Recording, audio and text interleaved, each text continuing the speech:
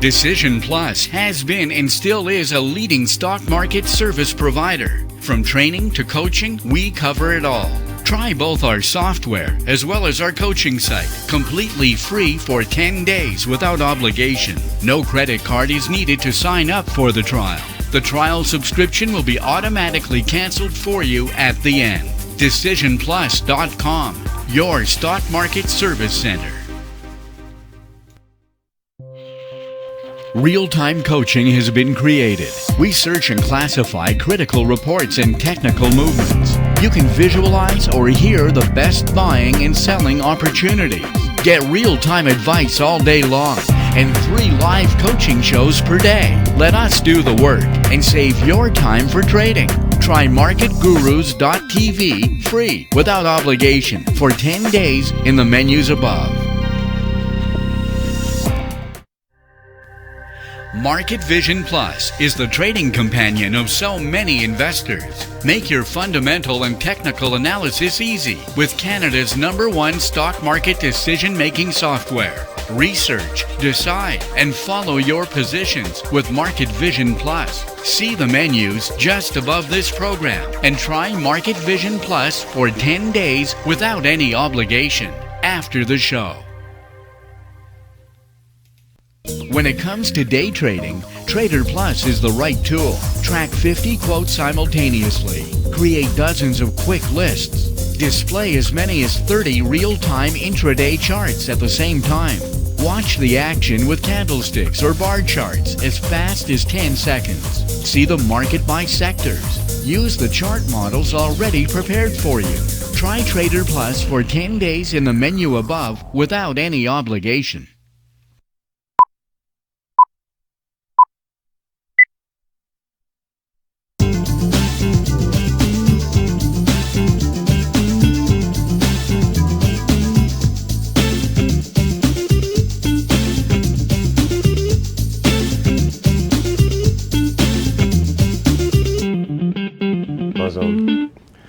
Hello everybody, welcome to the Swing Trading Show. Today we're Friday, April 24th, 2015. The question bar is open, folks. If ever you have any questions, feel free to ask them. Today the show is definitely going to be heavily concentrated on your questions though, because in terms of the market situation, it's not a situation where we could actually open a lot of new long positions. The energy sector yesterday, that was interesting, where there were some opportunities to buy some stocks within the sideway formation. Well, most of the stocks today are having either a slight correction or like ARC Resources. Well, it broke out yesterday. Now it has a correction and it remains neutral. Suncor Energy remains neutral, was unable to confirm a breakout. Buena Vista Energy is one of the few exceptions. Could break out higher than $8. So the momentum that we had yesterday among energy stocks is slightly fading today. So it's not a situation where I think you should continue to build up your long positions. If you did build up your long positions yesterday, as we have recommended, well, today it's definitely an opportunity to continue to hold on to those positions on the energy sector. Another particular sector that was interesting yesterday that I've talked about is the steel sector. What is it doing today? At opening, explosive sector. We had some stocks like United States Steel, that was our analyst choice yesterday, that was up. Finally, we had a wave of profit-taking opportunity on a stock like that. On MarketGurus.tv, we did recommend that stock as a buy on April 14. We were reluctant to recommend that stock as a buy again yesterday, even if it broke out, because we said to ourselves, look, by looking at the market conditions, only 3 sectors out of 10 were in a bullish cycle in the US, so why should we over-increase our exposure on the steel sector? So this is why we were slightly reluctant on a stock like that. Vale, a top performer. Those of you who bought Vale yesterday or on the breakout on April 22nd, now Vale is a profit-taking opportunity. To get into those steel stocks today, I don't think it's wise. First of all, because the rally has been going up for the last 2-3 days. We're reaching a resistance in Vale. And also look at a stock like Cliff. It did break out yesterday slightly though, and now it's lost all its upward momentum. ArcelorMittal is testing a former support there. I almost tested it around 1062, almost tested it. And this is the potential that you have on a stock like ArcelorMittal. So is it worth it to buy a stock like that, knowing that it could stop around 1062, 1070? Not so sure. A stock like Rio Tinto is pursuing its rally, but you see there's a wave of profit-taking opportunity that bring the stock slightly down intraday-wise. So for day trading, though, those still stocks were active at opening, but right now it's mostly a profit-taking opportunity on those stocks. In terms of the news, one particular sector is standing out on the US is the consumer discretionary sector. We had Amazon that posted strong earnings. They made a loss of 12 cents. However, revenues have increased. So Amazon it continues to make losses, but I think investors are encouraged by seeing how the company can make their cloud business becoming more sustainable. And this is why we have that surge, even if they made a loss. Google as well broke out too. Google is not. So Google broke out too as well. Did really well for Google. Oh, not really well. They missed estimates, but revenues increase. And we have Apple that will release their earnings next week. And today we also had Starbucks that released their earnings that did really good. So Starbucks in line with estimates, but revenues increase. So the good earnings from big caps such as, good earnings. The revenues that have increased on those companies such as Google, Amazon, Microsoft, Starbucks have allowed the NASDAQ to be higher than all its other indices. But the situation on the other indices such as the Dow Jones and the TSX so far remains neutral. One particular sector where we're going to have several earnings next week and that remains to be watched is gold.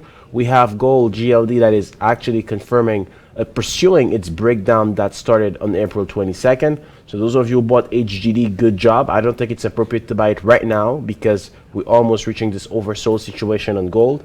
But the gold sector, though, remains neutral. If you had some long positions in the gold sector, I don't think you should close them. So far, as long as the sector doesn't start a clear bullish or bearish cycle, it's unwise to open any new position on that sector. And next week, several companies will release their earnings, and that might give the sector finally a direction. But so far, the sector remains neutral, just like the energy sector and just like the TSX. This is why for swing trading today, it's a no-go.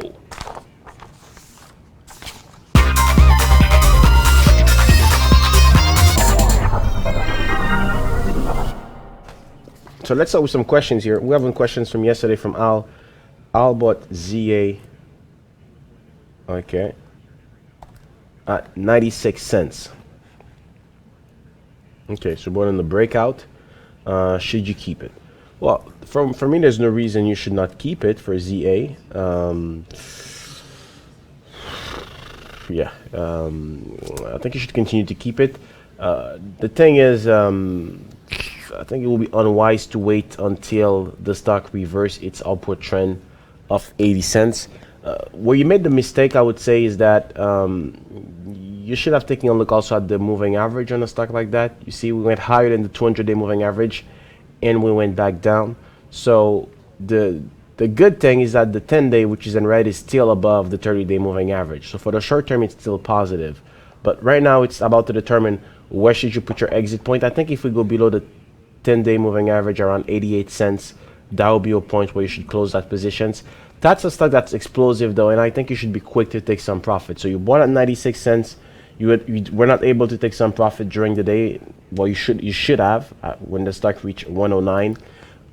Right now we're forming a Saturday formation. We might be stuck there between $1 and 88 cents for a while, but if ever you have another wave of breakouts in that stock, that would be interesting. That could confirm definitely nice opportunity to close that positions and take some profit.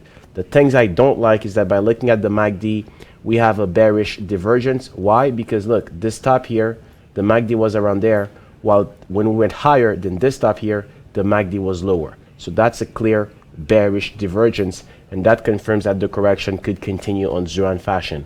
And this is why if ever I see the stock goes below 86 cents, 87 cents, below the 10-day moving average, I'll close that positions instead of waiting until 80 cents whenever the stock will reverse this upward trend. So it's all about minimizing your loss potential, and this bearish divergence that I see on that stock, it's something that I don't like on ZA. But whenever you make a 5 or 6%, be quick to take some profit out because that stock is explosive.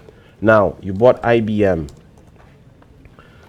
at 168.33. What target do you see beyond 172? Well, Okay, so what target do I see? Well, the thing is you could use, Martin, is that on the market vision software, we have what's called a Fibonacci retracement. So you put the Fibonacci retracement from a top. So let's put here from that top of April 11, 2014 till that bottom. Now, so 172. So first stop, when we'll retrace 50% of that drop will be around 175. The other stop will be 180. IBM, I don't know much about the company, though what they have been up to recently in terms of their growth strategy. But IBM, I think you had a great entry point on a stock like that, right? You bought when the stock confirmed a breakout.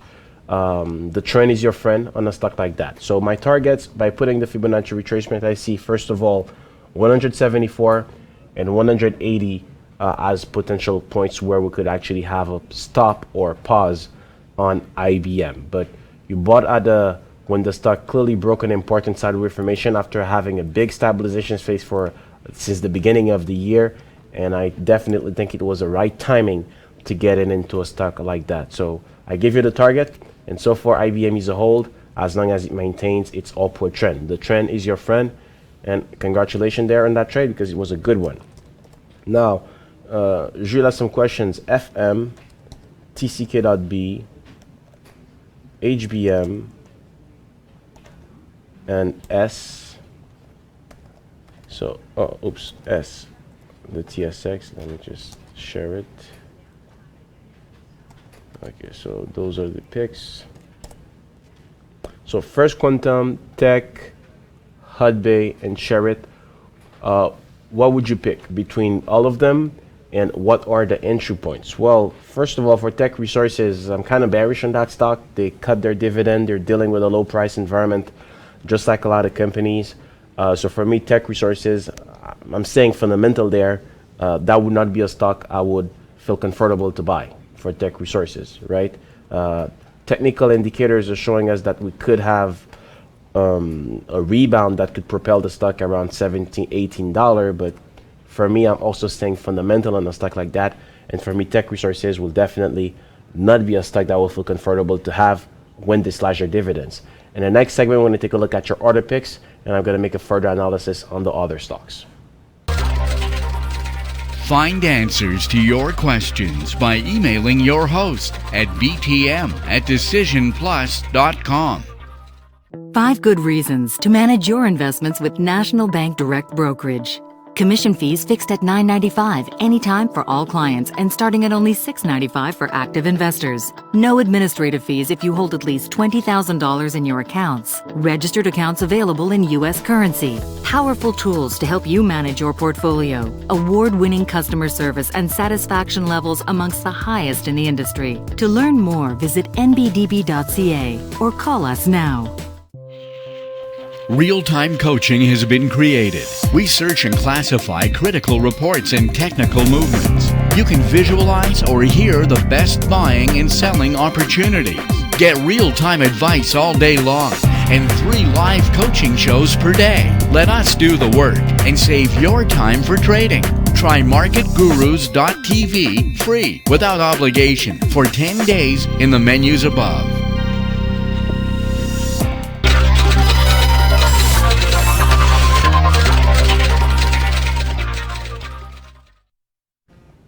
Now let's continue with the analysis there. So you had Hudbay, First Quantum, and Sherritt. I would say that with all those stocks, though, Hudbay remains my favorite technically speaking, because look, the stock is still maintaining its upward trend. Is doing way better than other stocks. Yes, we had several drops, but we have definitely some upward momentum on a stock like that. The thing is that there's a risk that right now, because the length of all those bullish cycle is almost the same. And whenever we reach the same length, there's a risk that we might have a correction. So this is the risk I see on a stock like Hudbay Minerals right now. But I think that if ever Hudbay could just stabilize at 1150, confirm a pause, a clearer pause, higher than 1150 and higher, that would be definitely interesting. So Hudbay, that would be one of my favorite to be put on my watch list. I would avoid getting in right now simply because I see that the stock has the same length of the rally here, and that might be a point where Hudbay might stabilize. So for those reasons, I will not feel comfortable to get in right now in Hudbay, but it does remain interesting. Or you might say to yourself, you know what? I take a look at those rally that we had. It's those right now. It's almost the same length, but you know what? I'm gonna trend trade that stock. So I'm gonna buy that stock, trend trade it, and hold on to it as long as it remains above $10. Because $10, this is where we will reverse this short-term upward trend. That could also be a strategy, but $10, it's a 10% loss potential though on Hudbay Minerals. So are you willing to take that risk? That's something you have to take into account. As for First Quantum, well, First Quantum is really interesting because First Quantum though, right now I think that if we put a Fibonacci retracement on a stock like that, right now we're testing the 38.2% retracements. I think you should watch for stabilization phase in First Quantum around 1750. If we could stabilize around 1750 and break out again, now the new target becomes around $19. So First Quantum will definitely be a stock to be watched. That could be explosive, but I'd like to see a clearer stabilization phase after testing this resistance of December on First Quantum. So far, we're almost within this overbought situation, so I believe you should remain slightly patient on a stock like First Quantum before having that. Or you might say, you know what, I'm going to hold on, buy that stock, trend trade it, willing to tolerate a correction as long as the stock remains above 1553, because 1553, this is where the stock will reverse this upward trend. So those two stocks, Hudbay and First Quantum, represent my best picks. I give you a strategy. You can remain either patient on both to wait for a clearer stabilization phase on Hudbay Minerals, right? Or you can say, I'm going to buy it right now and get out at $10, but that's a 10% loss potential. On First Quantum, you could also say, I'm going to buy it right now, but $15 is going to be your exit point. That makes more than 10% loss potential with the price right now. The thing is, I think it would be better to wait for a stabilization phase around 1750 and higher than 1750. $18 will now become your new target to be able to take some profit on First Quantum. So those are the risks that you have. As for Sherritt, for me, no. Sherritt, it's a no-go. It remains neutral. It's not a stock I would even touch right now for Sherritt. Look, no, they also have some problems. There's some activist investors trying to shake the company, but no improvement there. So for me, Sherritt, no. I think Hudbay and First Quantum do represent better potential. Jules. Now for Andre, he has a question on BIN.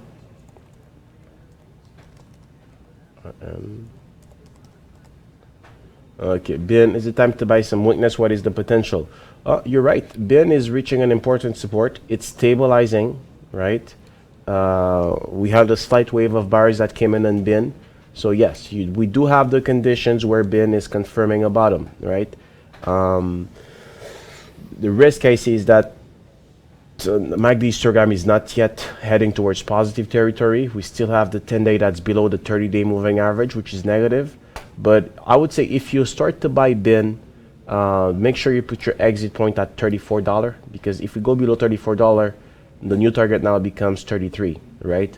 So yes, BIN, because it has stabilized for a while, because we have a stochastics around the 30% range, this is something that's good for BIN to gradually build up your long position. So going maybe with 200 shares, 100 shares, instead of going with 1,000 shares as a usual position. So that will be my advice, Andre, but it's definitely a nice observation you made there.